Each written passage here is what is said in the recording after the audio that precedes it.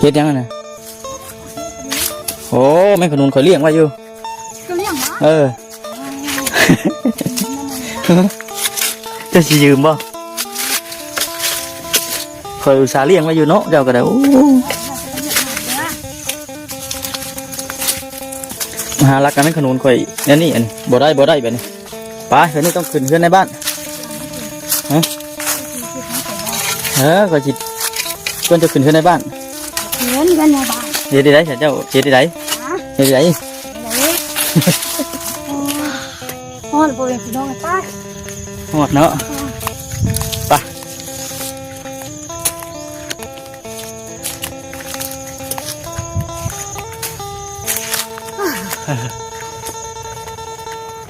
เดี๋ยวปวกคุณออกยืนจะได้ดงบ่นี่พี่น้องเออเด้ออย่าดูใกล้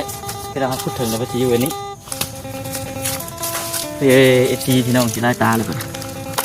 เดี๋ยวพี่น้องเลยพี่น้องนี่ฮะยังไม่ทันไข่หรอกเอาไม่ดอกเพิ่นเลยกินว่าให้จกลงไปนั้นเนี่ยมันอยู่เป็นต้นโอ้ถึงแล้วพี่น้องเลยขุด2 บาทมักเสียม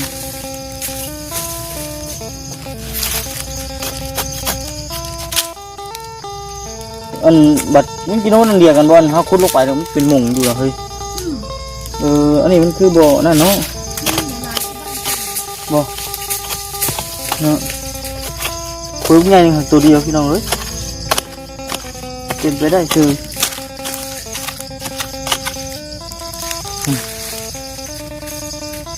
ตัวโอ้นี่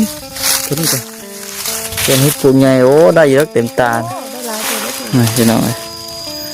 เป็นเห็ดปวกแต่น้อย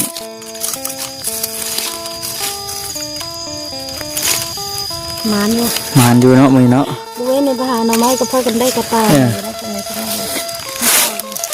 เชื่อมื้อนี้นะมือโชคของเขาไปมือก้อนตีแตกมื้อน่ะมือใดมันช่วยเนี่ยมันต่างแต่ตอนไปพี่บอกเจ้าก็บอกคอยเราทำรู้สึกแปลกๆกันเลยโยไปยังมันท่านได้อย่างได้มือนั่นก็พาคอยไปทางทงหน้าเลยพวกเด็กพี่น้องไปท่านได้อย่างนั้นไม่ได้หาอย่างนะตั้มโอ้ยตะขาลูกผมกับชีโต๊ะมาละถึกเลขให้คอยถึกเลข4 ล้านเนี่ย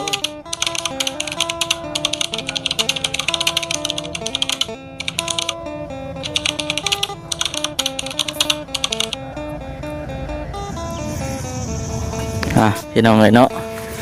คอยคำลงแรงพี่น้องเอ้ยหันกล้องมาตั้งพี่แบบน้ำเต็มให้หน้าอยู่หน้าเพิ่นก็คืออยู่คักอะไรใต้ห้อง14หลายท่านบางท่านเพิ่นก็น่าสิจื้อหรือว่าบางท่านเพิ่นก็สิลืมนำก็มีพี่น้องเนาะห้องตัวนี้กับเส้นทางตัวนี้ว่าคำเคยเที่ยวเข้ามาช่วงนั้นพี่น้องเลยแต่ว่าช่วงหลังๆก็บ่ได้เข้ามาเอาคนอื่นก็มีแต่ว่าทักทายสบายดีเด้อพี่น้องเด้อเนาะเดี๋ยวบ่เขาสิเข้าไปเยี่ยมชมเบิ่งก่อนตอนนี้นะกำลังว่าสิไปเลาะเบิ่ง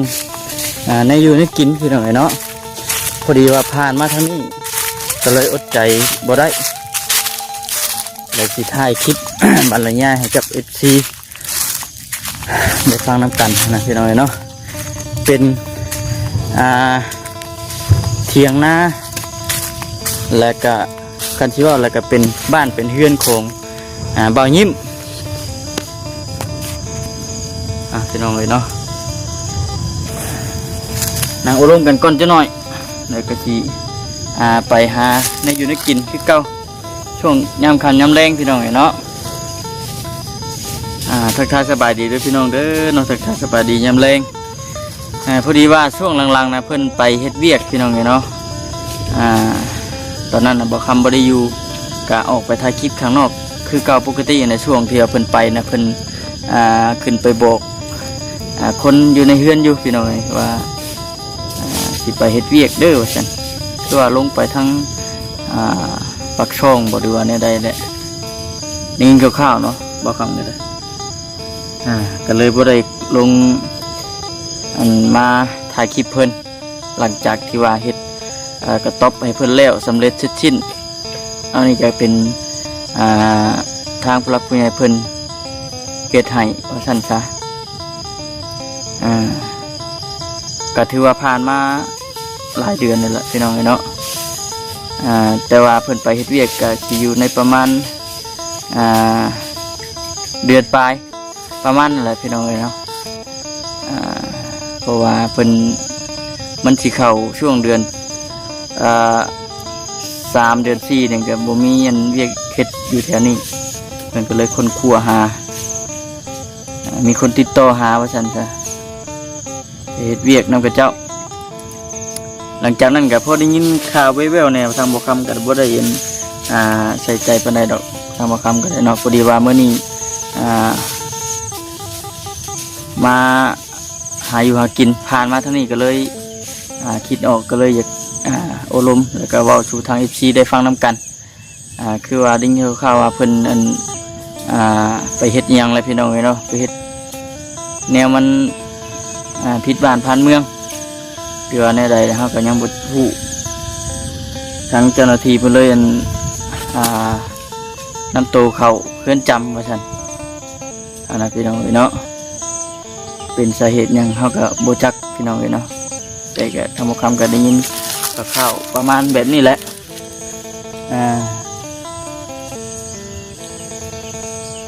เงียบเงาแบบนี้พี่น้องปกติแล้วก็อยู่แบบสายสูตรตดโปดว่าซั่นซะขอคำสิเลาะเบิ่งก่อนถือว่าโดนพี่น้องที่ว่าบ่ได้มา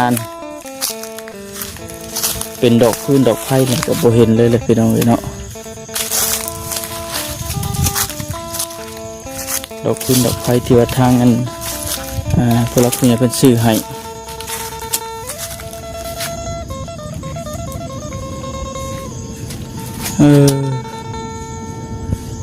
ที่นอนเพิ่น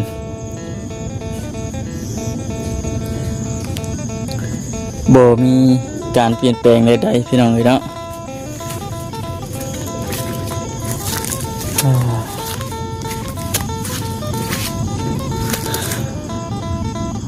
นี่แหละเพิ่นเอิ้นว่าเฮ็ด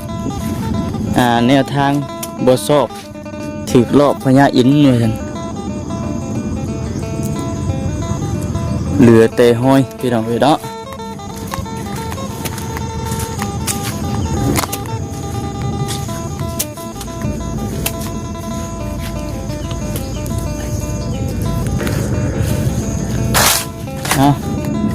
เพื่อพักผ่อนให้เพิ่นพักผ่อนซะ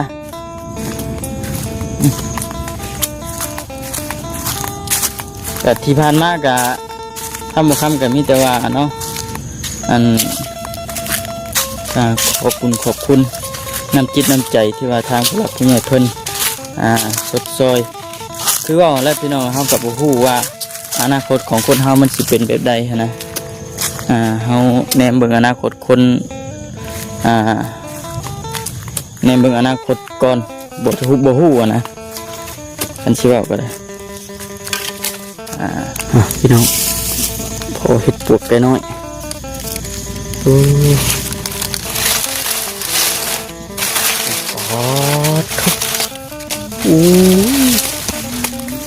ำลังงาม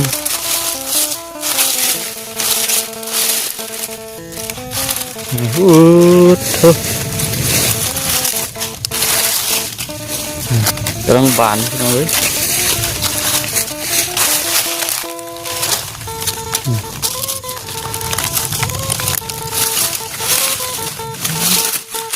ทางนี้ยังจูบอยู่แล้วนี่เฮ้ยทางนี้ยังจูบอยู่เนาะนี่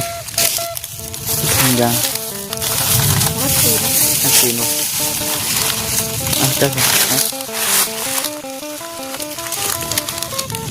หนัวมาดูป่ะนี่พี่น้องเลยเนาะ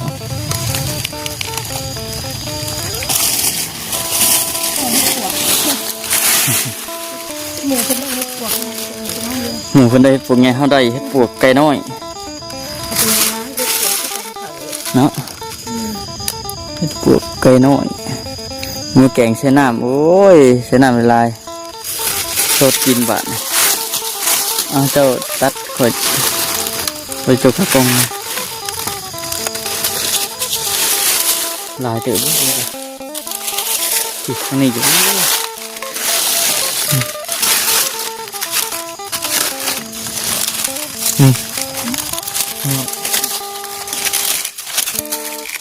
เริ่มแล้วพี่น้องเนาะเริ่มมีเสือมีสายเฮ็ดออกแล้วบัดโอ้โหเหี่ยวแล้วจ้ะท่างนี้มันเหี่ยวแล้วมันแดดแห้งเลย ใส่ตีนกัน ตีมันปุ่มอยู่เนาะ ยาวเลย มันรองยากแต่มันใบตองปกไว้เด้หอมหอม เนี่ยน้องที่ปวกเนี่ยที่จะเป็นมากเลยสินี่มาสักมันออกก่อนเวลาเรามาล่างมันสบาย แกงเลยดิ มันเป็นไง แกงเห็ดปวกใหญ่โอ้ได้เยอะเต็มตา ได้หลายตัวแล้ว น่าสิน้องเป็นเห็ดปวกแต่น้อย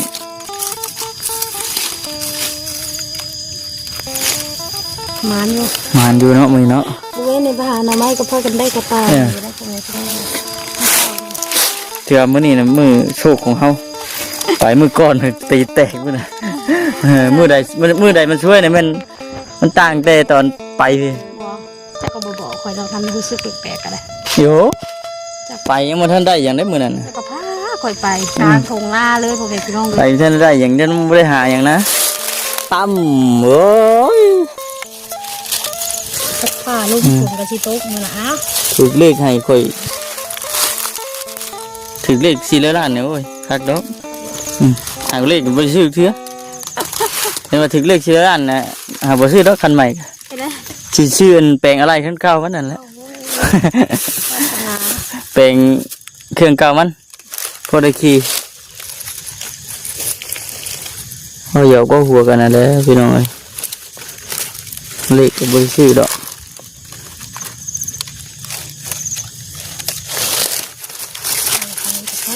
สองคนระวังตัวพี่น้องเลยที่ว่าวันนี้บวกใบน้ำมูบอกว่าได้ไหน ที่ขี่บัตรละง่ายในใดดิ อ้าวเดี๋ยวไปที่มือขวาไปนี่เงินของพี่น้องมันก็เลยไปน้องกันได้เอาล่ำอยู่ ให้นำกัน2คนต้อยอายุหากินส่วนมากนี่มีแต่พากันหาเลาะสิแหละหาอยู่หากินเพราะได้เงินเวลาไปหาเลาะตลาดตะลี่แล้วพี่น้องเลยเนาะหากินของธรรมชาติ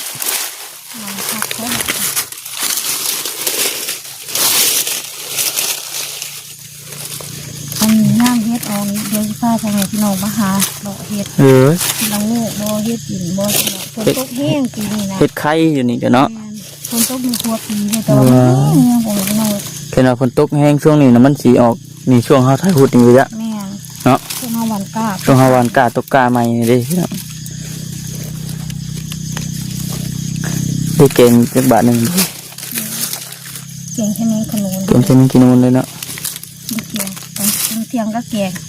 อืม เพราะว่าถ้าว่าบ่มีเฮ็ดนี่ก็เฮ็ดเฟืองเลยพ่อพี่น้องเอ้ย อืม เฮ็ดเฟืองมันออกแบบตามธรรมชาติไก่เฮือนน่ะมันสิมีกองเฟืองก็กินนั้นน่ะล่ะ อืมพอได้เลี้ยงชีวิต เป็นว่ายามฝนมันอย่างมันตกมันชุ่มมันอย่างไรจะโอ้โหเนาะว่าคนจริงแล้วอ๋อทุกงามมาดีเก็บเอาเนาะหมอยมันเสียจักดอกสิเป็นอะไรดิ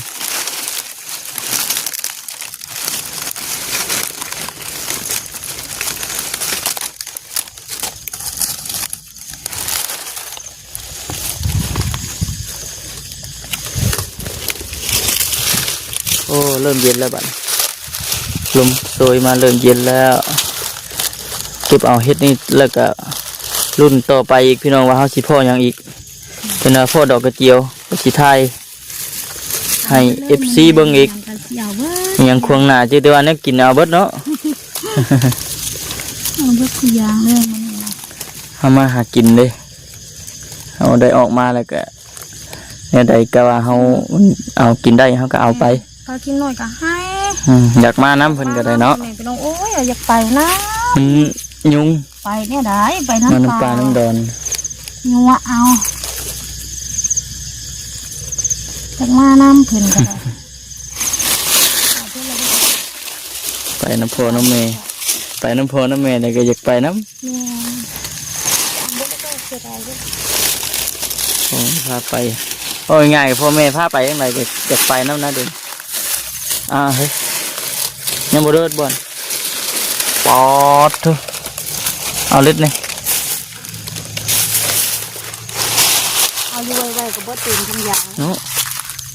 คนคิดว่ามันเบิดเลยเขาก็มันลามมาทั้งพี่จักบ่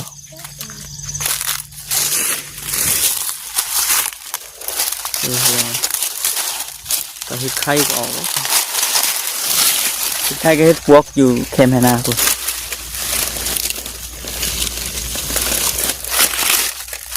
เด้อ แดนนี่ไม่ได้เสียง ไม่เที่ยวเลย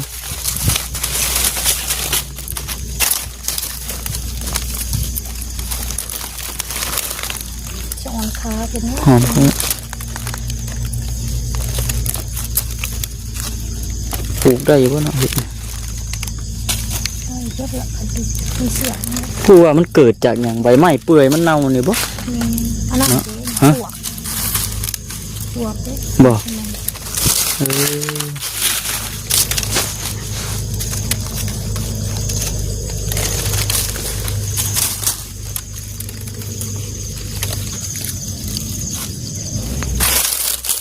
เบิดแล้วพี่น้องเอ้ยเบิดแล้วไป งามสวยอยู่ ขับไงดีเนาะเอาจับเบิ่งนี่ไปหุบหนึ่งสองสามโอเคไปพี่น้องเอ้ยเนาะรุ่นโตอีกว่าสิได้ยังเกิดยังขึ้นมียังเถอะเฮ็ดยังไงโอ้แม่งขนุนคอยเลี้ยงไว้อยู่ ก็เลี้ยงวะ เออ น้ำมันละ จะสิยืมบ่คอยอุตส่าห์เลี้ยงไว้อยู่เนาะเจ้าก็ได้โอ้ เราจะไปเลี้ยงหน่อยเด้อ มหาลักกันแม่งขนุนคอยเนี่ยนี่อันนี้บ่ได้แบบนี้ไปเฮือนนี่ต้องขึ้นเฮือนในบ้านฮะก็จิตเพื่อนจะขึ้นเฮือนในบ้าน เขียนกันในบ้าน เฮ็ดได้เจ้าเฮ็ดได้ ฮะ เฮ็ดได้ อะไร สบายดีสาวอินเอ้ยสบายดี มาเด้อคุณแม่ขนมน้ำกันเนาะ เรื่องยามค่ำยามแลงไข่แล้วบ่ ยังนะ ยังอยู่ เนี่ย อืมโอ้มีขนุนแดงพี่น้องเอ้ยเนาะเจ็ดเลยบ่แรงในขู่อ่ะพี่น้องเอ้ยมีเนาะหอดยามมันนี่แม่นมีเลยเนาะนี่พี่น้องป่วยเพิ่น มีใจถึง นี่พี่น้องโอ้มาคันสิคุดในเบิงเด้อพี่น้องเด้อ มาคันสิคุดในเบิงพอดีว่ามื้อนี้น่ะบ่ได้ออกไปทางทางใดพี่น้องตอนเช้าก็แม่นไปหาหน่อไม้หลังจากที่ว่ามาไปหาหน่อไม้ก็เล่นเข้าตลาดเล่นเข้าตลาดไปซื้อของมาขายซื้อเครื่องมาสั่นซะลิ้นล้นพี่น้องเนาะหาเงินเน่แล้วก็หากินเน่จะได้ก็ฝากเป็นกำลังใจให้นี่เด้อพี่น้องเลยพอได้มีกำลังแรงใจเก็บคลิป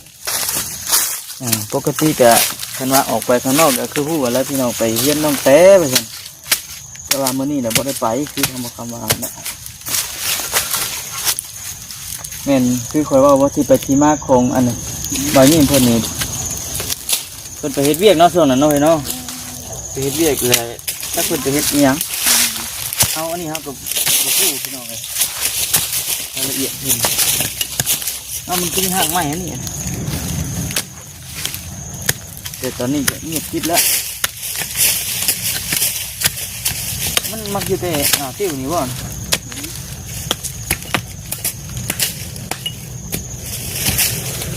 ต้องรุ่นกันเลยพี่น้องเราบางครั้งสิคุดถึงบ่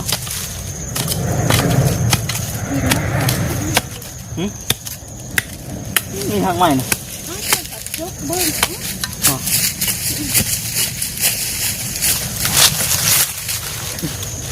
โอ้ยขุดนี่ก็มาถึงแค่บัดพี่น้องเลย กินจะบอกว่าผัวของ นี่ว้าวนี่ประมาทคอยนี่นี่ ได้หรือบ่ ได้แล้ว โอ้ เก่งบ่ เย็นผัวใครว่า นะเนาะ แมลงจะเห็นมาเลยเนาะจริงเลย ขั่วแล้วเนาะขั่วสดน้ำเอาขั่วสดน้ำเอาไปพี่น้องเลยหาลุยต่ออันนี้นะเขาหากะเข้ามาอันนั่นมันซื้อนี่นะตัวนี้ก็มันเลย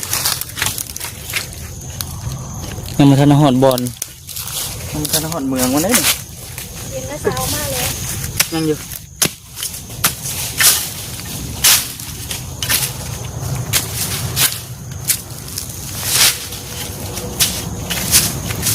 เกลือนะเป็นซาไว้ปวด เนาะเขตอื่นน่ะก็เจ้าเอาให้ปวดที่แก้วอยู่เลยพี่น้องเลยตลาดแถวห้างมันโบมันปูว่าเป็นสาเหตุเด็ดปวกเพิ่นออกอยู่ในดงบ่นี่พี่น้องเลยเด้ออย่าเบิ่งใกล้ๆคือเราพูดถึงในพัทยุอันนี้พี่พี่น้องสิไล่ตาเลยก่อนเดี๋ยวพี่น้องเลยพี่น้องนี่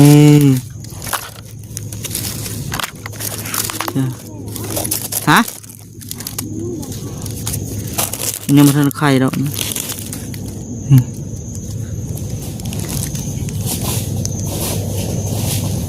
แมงกีนูนภาษาบ้านเฮานะเอิ้นว่าแมงกีนูนว่าภาษาบ้านเฮาเนี่ยเพิ่นเอิ้นว่าแมงกีนูนเนาะ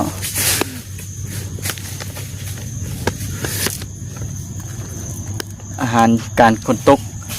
แค่ว่าฝนตกเนี่ยมันเกิดสิมีแนวของกินธรรมชาติของป่าของ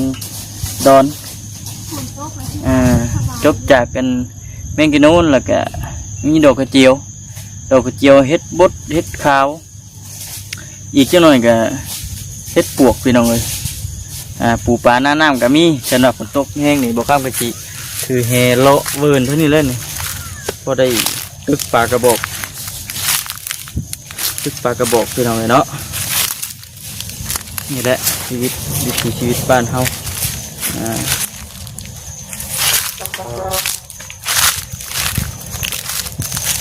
การบริการกันหมดกับมันเทียบกันพวกท่านเธออินเลยพวกท่านเจ้าเลยสิล่ะ ตัวแล้วอ่ะ แล้วก็ชอบตัว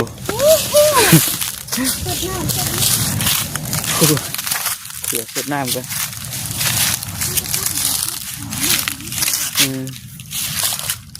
ถือว่ามือเล็กมือทำอิดอะไรสิต้องไงเนาะว่ามือเล็กมือทำอิด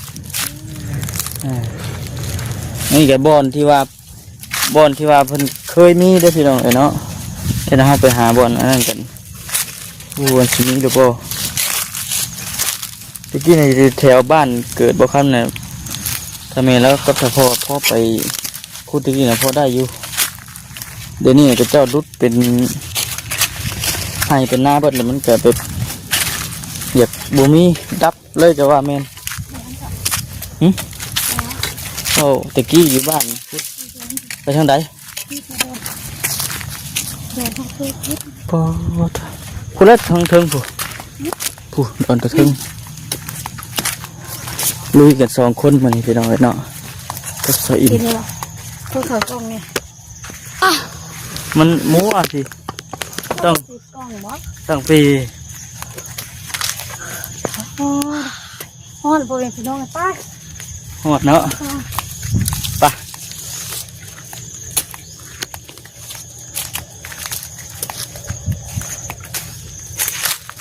เนี่ยพี่น้องเวลาเขาไม่ได้ไปทางใดกัน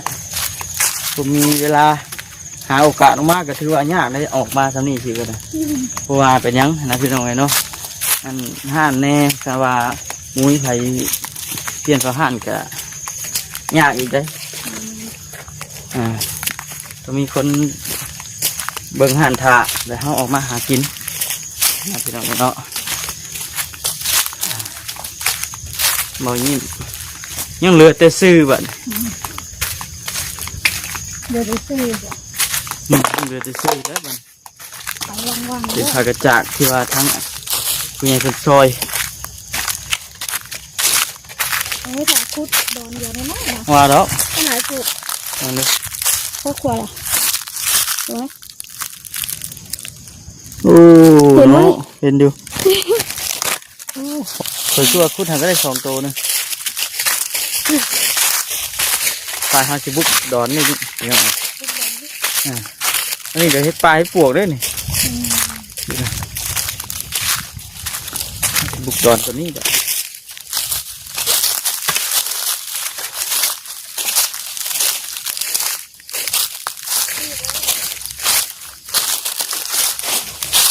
พอตัวนี้ยังขวยใหญ่นี่คือเท่นตัวนี้ยังขวยใหญ่ใช่ไหมมาทำซีบุกตัวนี้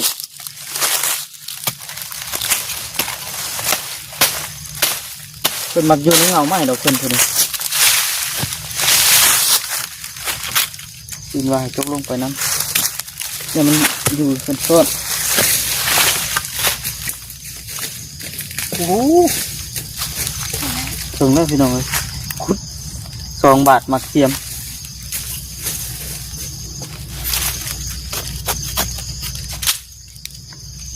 อันบัดมันกินโน่นเดียวกันบอลเขาคุดลงไปแล้วมันเป็นหม่งอยู่เหรอเฮ้ยอันนี้มันคือบ่อนั่นเนาะบ่เนาะ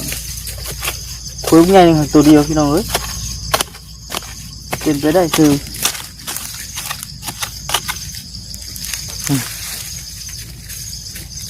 หาต่อพูดนี่ตัวนี้จ้ะ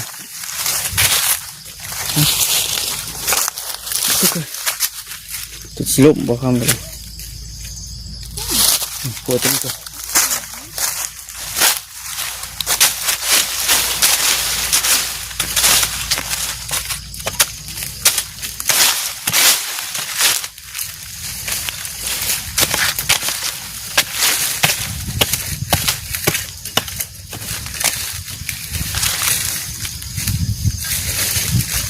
คือไม่กินคือสิประมาณนี้เนาะเห็นว่าฝนตกแต่มันก็ธรรมดาแต่ช่วงแรกเนี่ยโอ้ยอุ๊บเลยพี่น้องเลยแปลงอะไรก็แห้งวะเนาะ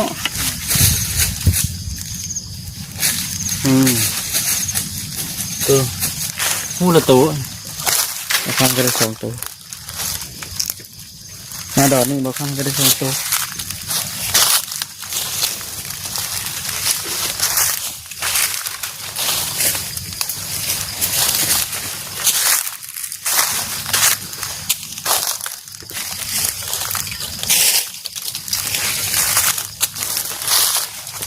เห็นอยู่แล้วก็หนามปักเห็นอยู่ไหมเห็นก็พูดเอาเนาะ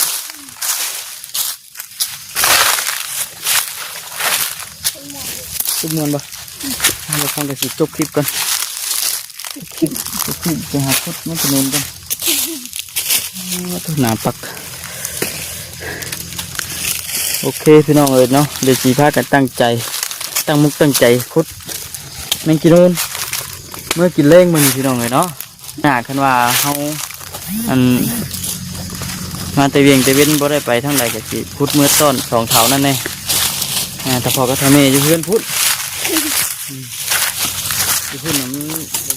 พี่น้องยังมาทันหอดเพื่อน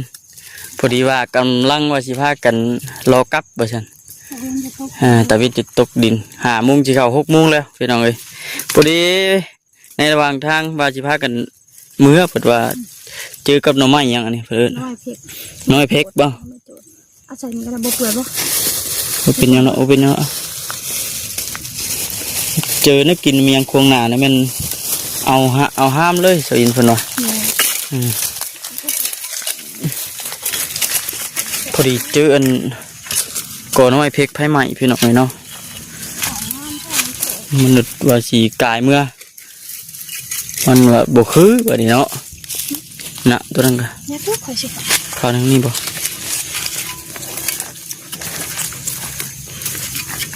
ก็เลยเอาซะว่าซั่นกล้องก็อยากชันเลยเด้อพี่น้องเอ้ย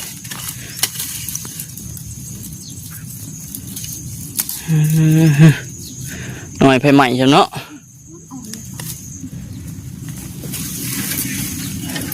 ไปหาน้ำใหม่เบิดมือแล้วมันก็ยังมาพ่อน้ำใหม่อีกก็ยังเอาอีก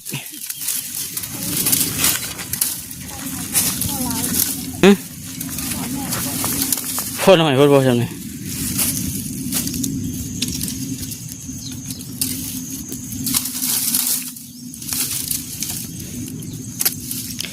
หน่อไม้เพกเถอะอันที่เอาแน่มาเห็นไผลูกบุญบึ้นมื้อนั้นจังนี่บ่เพิ่นจุเนาะอ๋อน้ำบ่อนตุ๊กๆน้ำมันเด็ดแมวเรียบร้อยพี่น้องเอ้ยบ่คำเจอแล้ว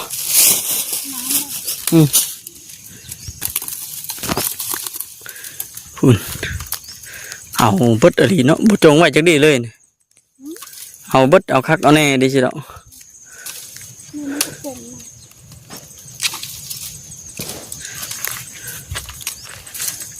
ใกล้จะฮอดเทือนแล้วพี่น้องมื้อ6 โมงแล้ว